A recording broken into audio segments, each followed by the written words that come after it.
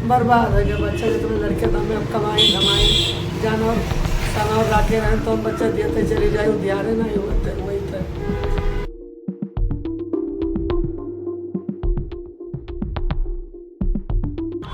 बलरामपुर ज़िले में इस वक्त ब्याज पर पैसे लेकर गरीबों का खून चूसने का सिलसिला जारी है। सूदखोर गरीबों को पैसे देकर उनसे द्विगुनी तिगुनी कीमत पर वसूली कर रहे हैं। अगर हम बात सादुल्ला नगर की करें तो सादुल्ला नगर के लौकिया ताहिर, रामपुर, अरना, भिरवा ऐसे कई गांव हैं जहां पर सूदखोरों की एक बहुत बड़ी फौज काम कर रही है। ये लोग गरीबों को चंद पैसे देकर उनसे चौगुनी कीमत पर पैसे की वसूली कर रहे हैं। हमारी पूरी टीम उन गरीबों से मिलकर, दुकान वालों से मिलकर या जो ठेला वगैरह लगाते हैं उनसे मिलकर ये जानकारी हासिल की है कि कौन लोग हैं जो गरीबों को पैसा देकर उनसे चौगुनी कीमत पर वसूली करते हैं। इसके लिए गवर्नमेंट ने कई नियम और कानून बनाए हैं जिसमें मनी लैंडिंग एक्ट और साहूकार अधिनियम को देखा जा सकता है। इसके तहत आप अगर किसी को ब्याज पर पैसे ले दे रहे हैं तो आपके पास एक प्रॉपर लाइसेंस होना चाहिए, लेकिन इन लोगों के पास कोई लाइसेंस नहीं है। लाखों रुपए रखकर गरीबों का खून चूसते हैं और लाखों रुपए से 50 लाख आसानी के साथ बना लेते हैं। हम बात करें लौकिया ताहिर की, भिरवा की, रामपुर अरना, रामपुर गिरंट, कई ऐसे गांव हैं जहां पर इनकी बहुत बड़ी फौज बड़े तादाद में काम कर रही है। इस पर सरकार को, स्थानीय प्रशासन को एक्शन लेना चाहिए और अंडर कवर रिपोर्टिंग में हम जल्द गवर्नमेंट को भी एक सूची सौंपेंगे कि यही वो लोग हैं जो गरीबों को ब्याज पर पैसे देकर उनसे दुगनी चौगनी कीमत पर वसूली करते हैं। ये लोग गरीबों को इतना डरा देते हैं कि गरीब ना तो नेता के पास जा सकता है, ना किसी ऑफिसर के पास जा सकता है और ना ही स्थानीय थाने पर जा सकता है।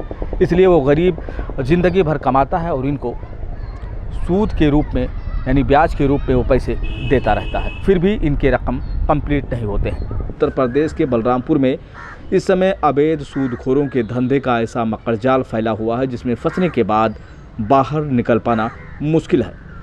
सूदखोर छोटी सी रकम के बदले ज़रूरतमंद का मकान तक कब्जा कर लेते हैं, साथ ही उसकी इज्जत से भी खेल जाते हैं।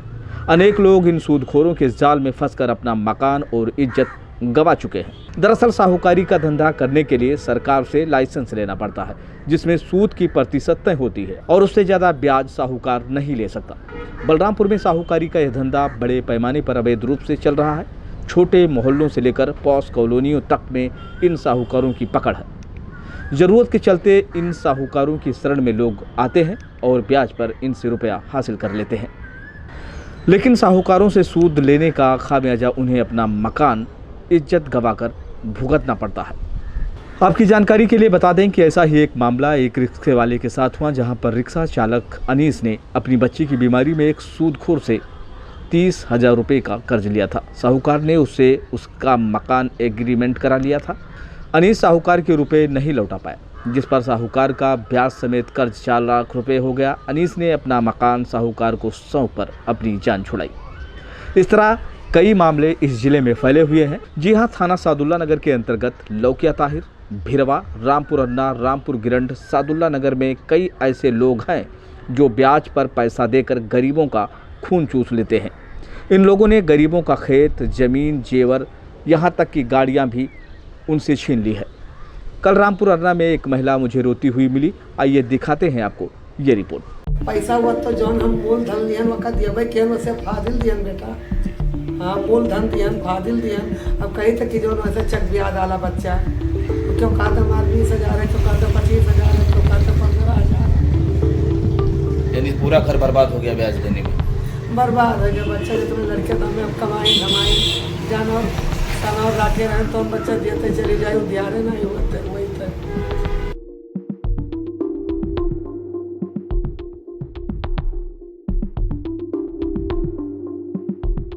अब इस मामले में इंडिया टाइम्स की पूरी टीम उनकी सूची बना रही है जिन्होंने गरीबों से जबरन खेती लिखवाया है, उनकी ज़मीनें छीनी है, उनकी गाड़ियां छीनी है और उनसे जबरन वो काम करवाया है जिसे कानून इजाज़त नहीं देता है। अब देखना यह है कि इन सूदखोरों पर सरकार क्या कार्रवाई करती है।